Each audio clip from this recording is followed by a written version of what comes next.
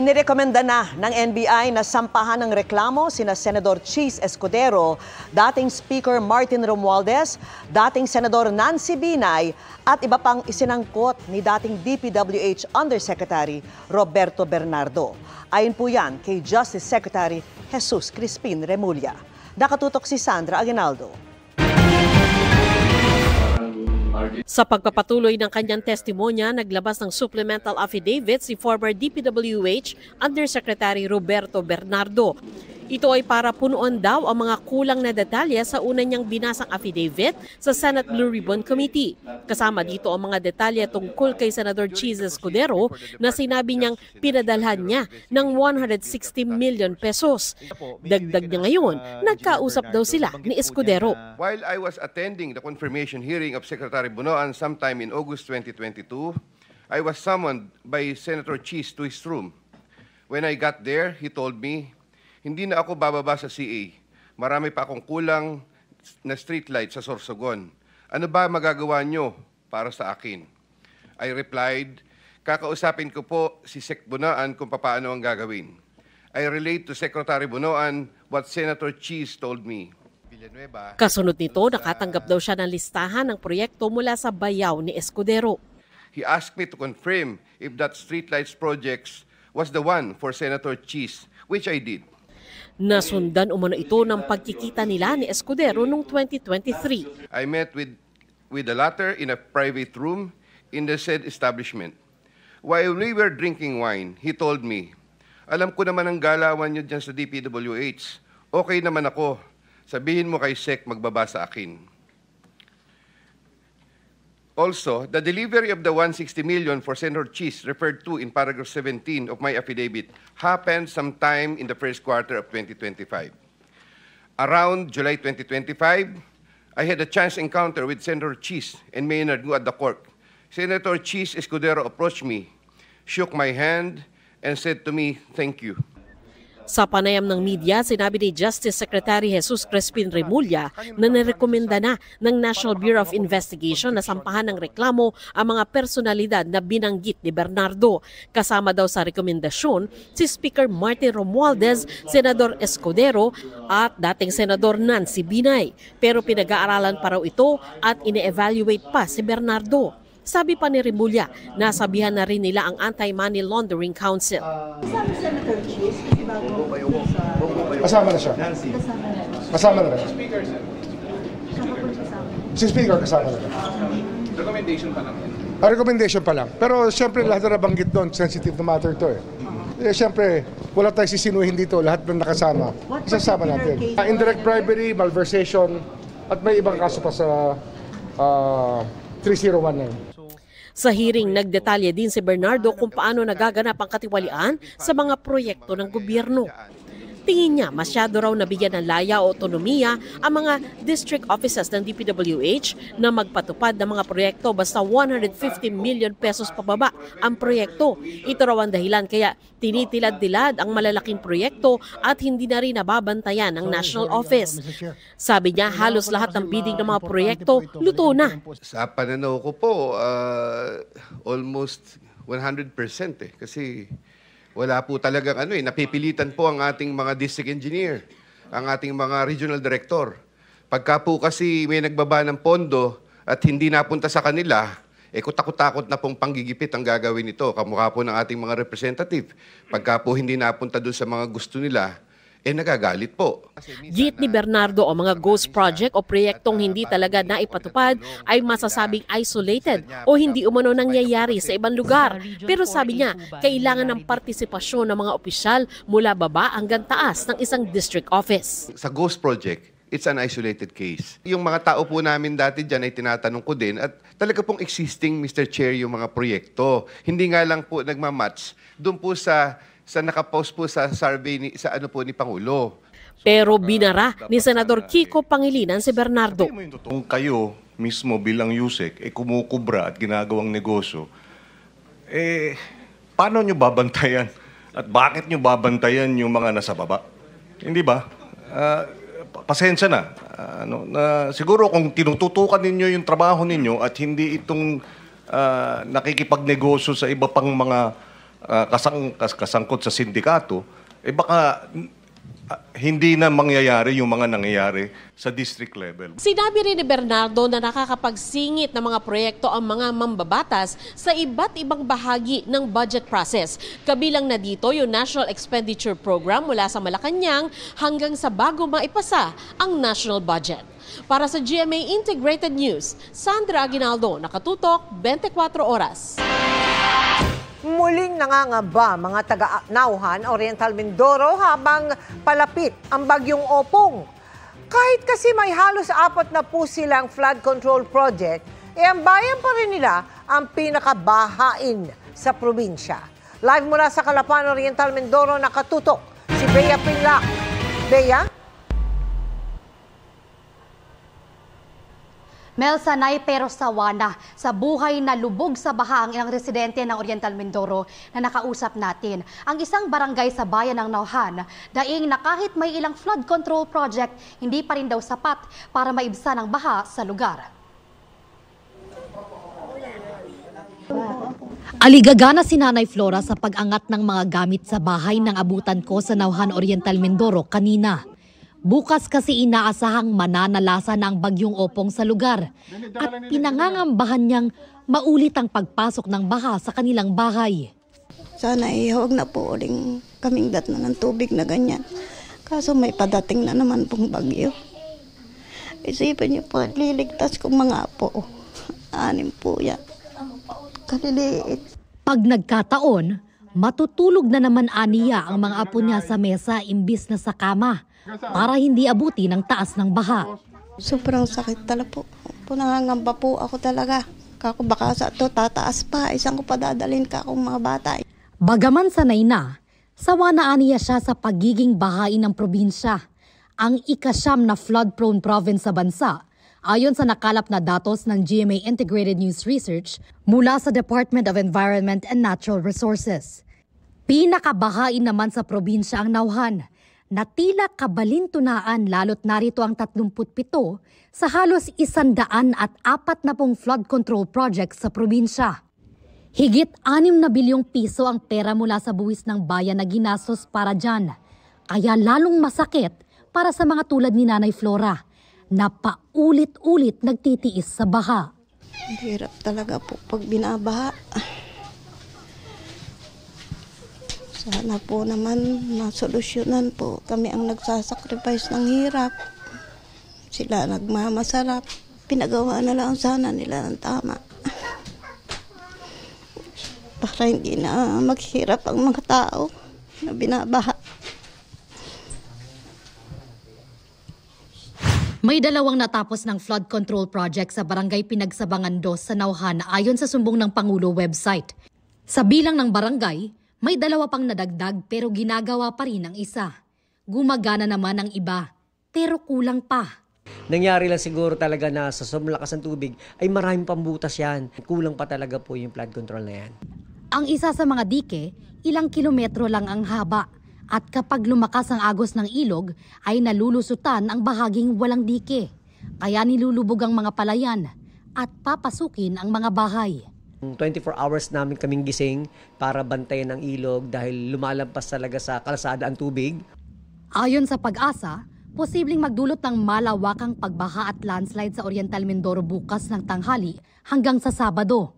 Wala nang pasok bukas sa lahat ng antas sa pampubliko at pribadong paaralan, pati na rin sa mga opisina ng gobyerno.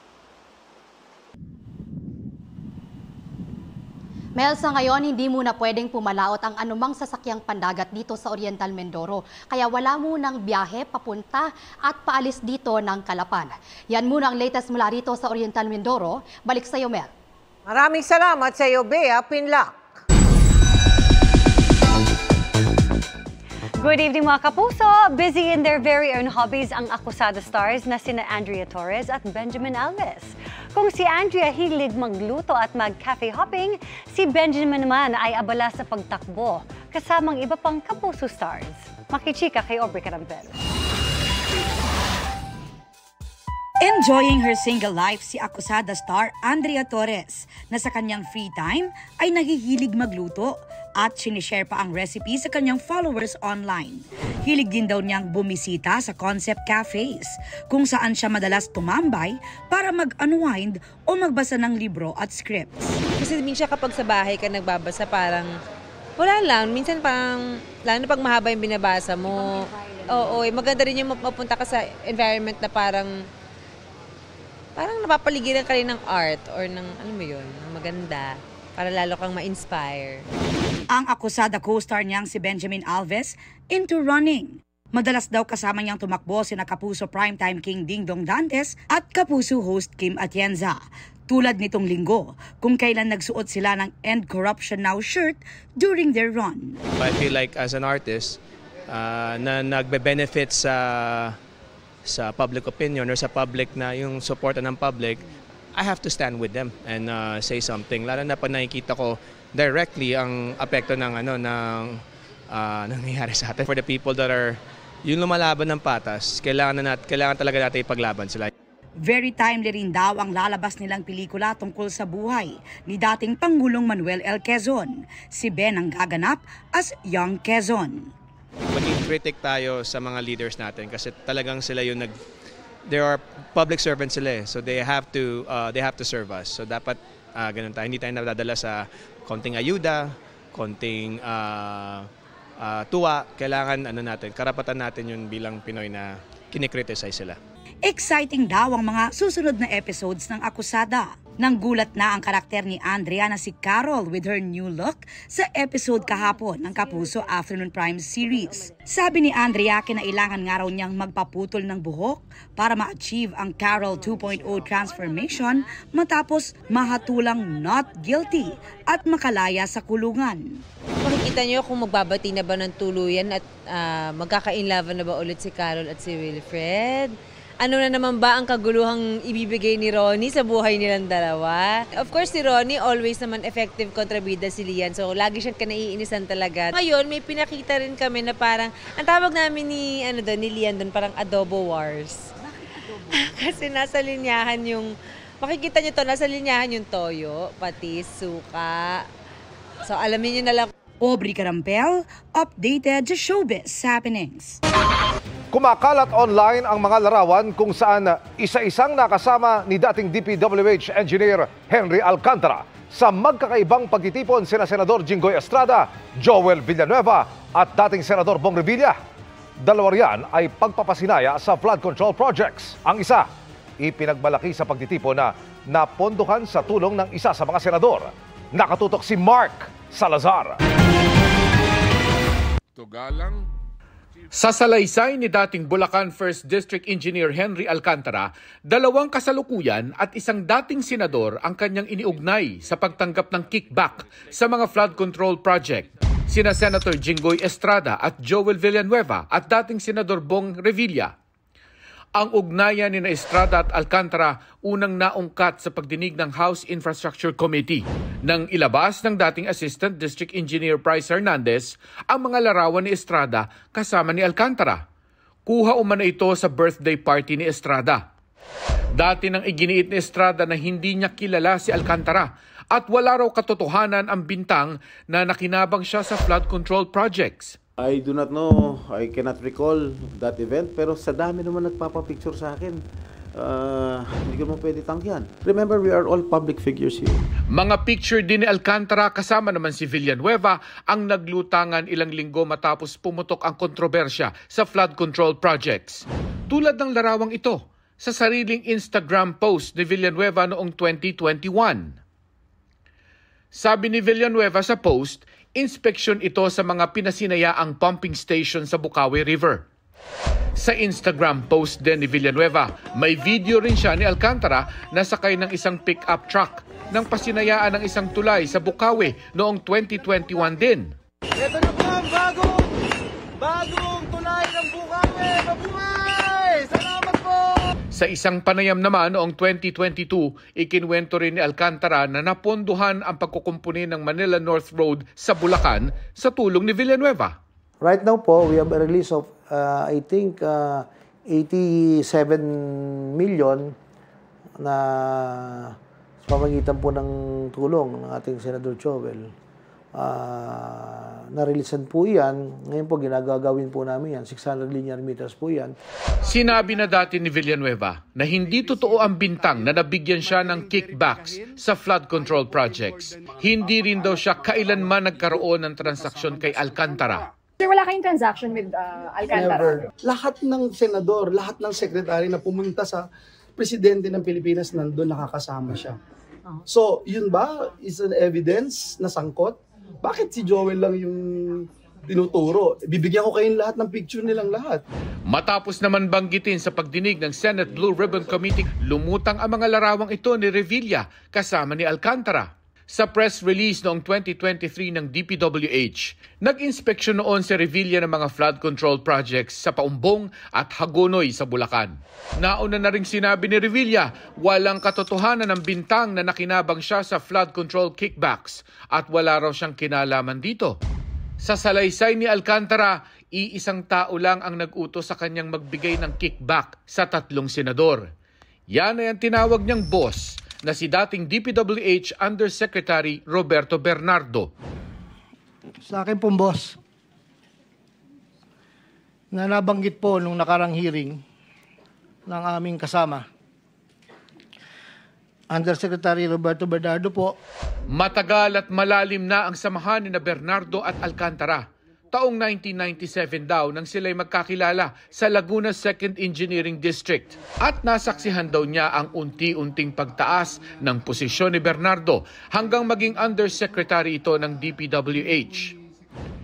Lumabas din noon na nagkasama si Bernardo at Alcantara sa District Engineering Office ng Maynila noong administrasyon ni Mayor Joseph Estrada. Magkasama ko sa Maynila, magkasama ko sa DPWH.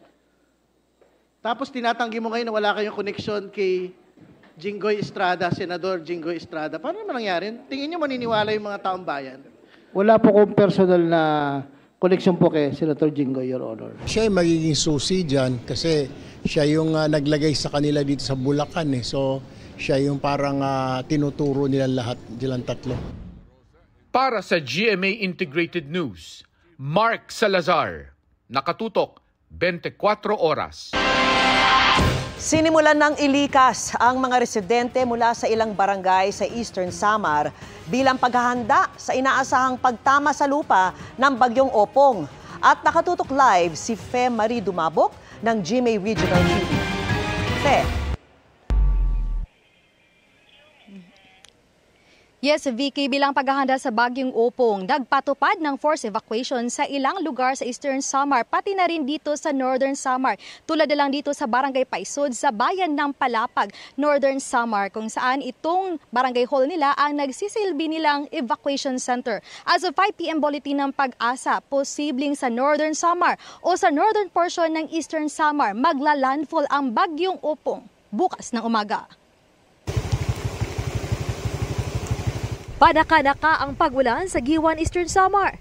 Sa gitna nito, nagpatupad ang lokal na pamahalaan ng forced evacuation sa mga coastal barangay, particular sa Victory Island, at dinala na sila sa mainland. The first action gibuhat would be to identify yung kinahanglan natin of preemptive evacuation sa ating mga coastal communities, and we are in fact conducting forced evacuation sa Osaka Island Barangay. Bawal na rin ang biyahe ng mga sasakyang pandagat papunta at paalis sa Giwan Mainland. May ilang sasakyang pandagat na inilagay sa mas mataas na lugar. Nagkaroon din ng preemptive evacuation sa coastal area sa bayan ng Artiche na nasa northern part ng Eastern Samar. Pero may mga residenteng hindi muna lumikas. Sa poblasyon barangay, meron tayong apat na barangay. Tapos outside the poblasyon, mayroong 2 sa Barangay Binavista saka sa Carapdapan.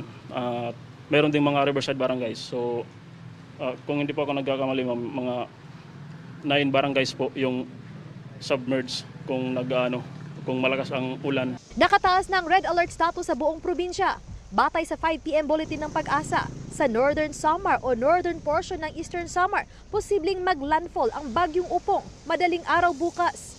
Ayon sa PDRRMO, handa na ang kanilang mga gamit pang-rescue, pating evacuation centers at food packs. Nag-ikot din ang rescue group sa mga barangay at nagmo-monitor sa mga sapa at ilog ang mga taga-BFP. Binabantayan din ng mga autoridad ang mga flood at landslide prone areas. Nakakatakot ang ganito eh. Pag tahimik, pag bumigay yan, kakampante yung mga tao. Kaya pinaalalahan na namin na kung ano ang sabihin ng mga INRIMOS, kasi kung anong utos sa amin galing ng OCD, yung ibabato namin.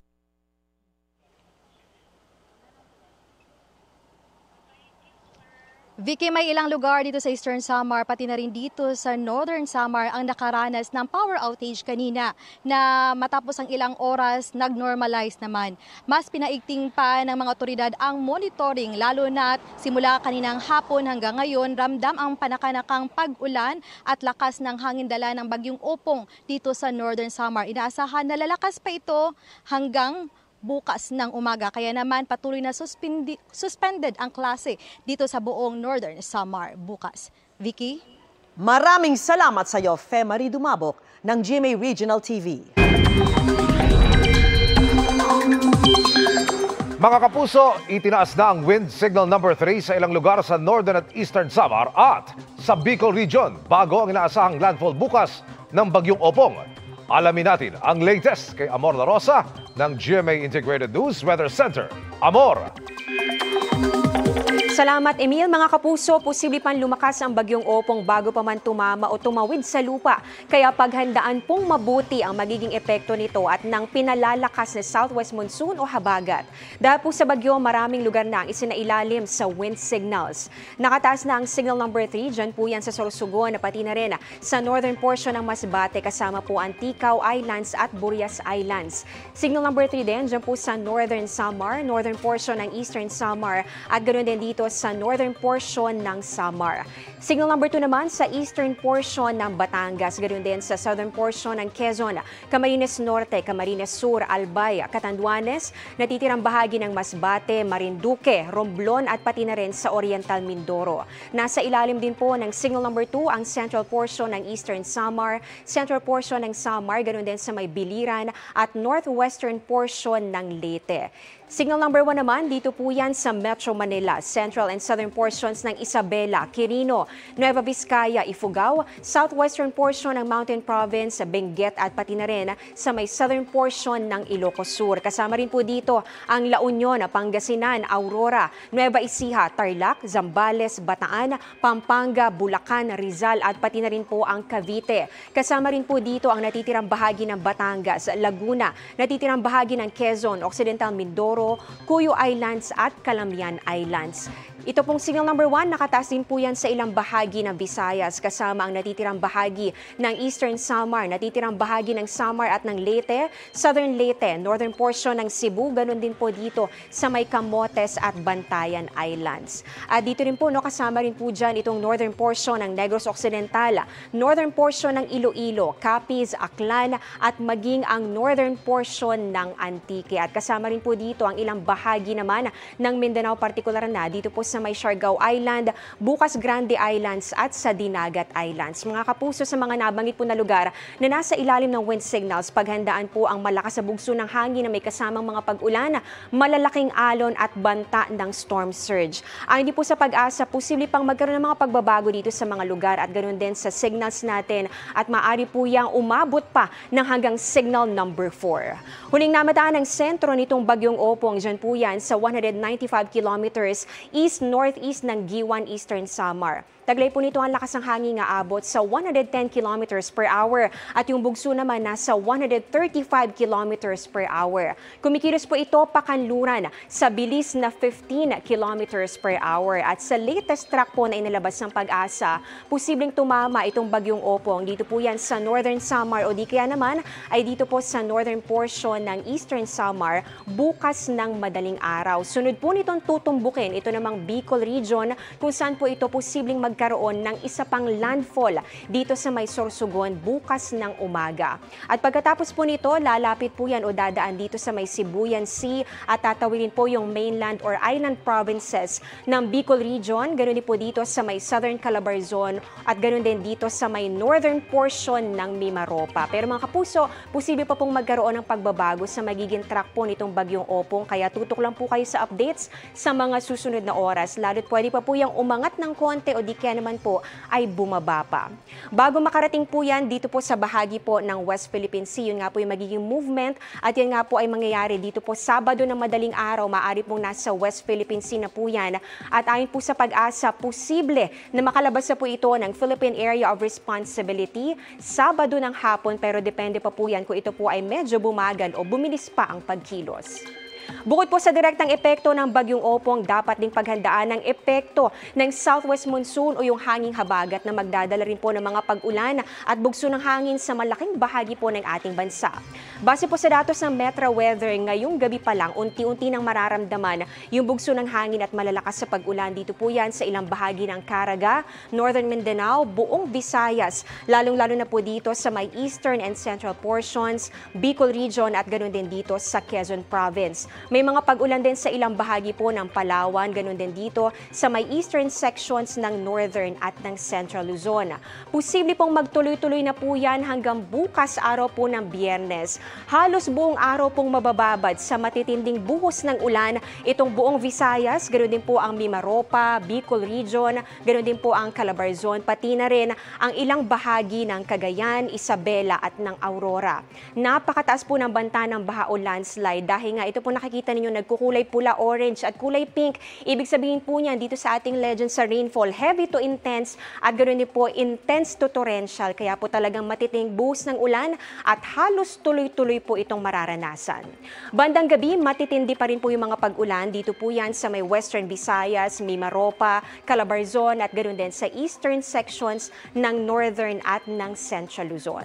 Dito naman sa Metro Manila, mataas din po ang chance ng mga pabugso-bugsong ulan bukas, lalo't pwede pa rin tayong mahagip ng bagyo kapag po dumaan na yan sa may southern Luzon at lalo na kapag po ito ay medyo umangat ng movement.